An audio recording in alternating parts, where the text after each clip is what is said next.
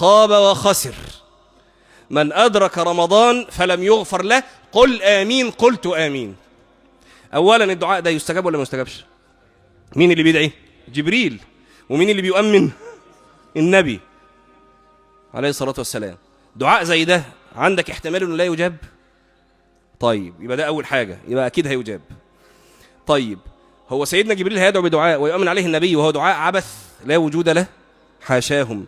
يبقى إذن في ناس هيجي عليها رمضان ويخرج ولم يغفر لها. ما هو سيدنا جبريل مش هينزل يقول له ايه خاب وخسر من أدرك رمضان ولم يغفر له قل آمين فيقول وتحصل قصة وهو في الآخر كل الناس فايزة وكل الناس أكيد في ناس كده، صح؟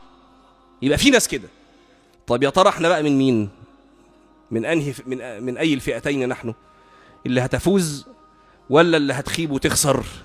يبقى محتاجين رب إني لما أنزلت إلي من خير. أنا محتاج يا رب، يا رب أنا محتاج الخير ده، يا رب لا تحجبه عني بجهلي وبمعصيتي وبتجرؤي عليك يا رب. محتاجين قلوبنا تستشعر تلك المعاني، الانكسار بين يدي الله عز وجل، الذل له سبحانه وتعالى، الحاجة والفاقة إليه. فقير يا رب، أنا فقير يا رب، محتاج يا رب الرحمات دي، محتاج النفحات دي يا رب.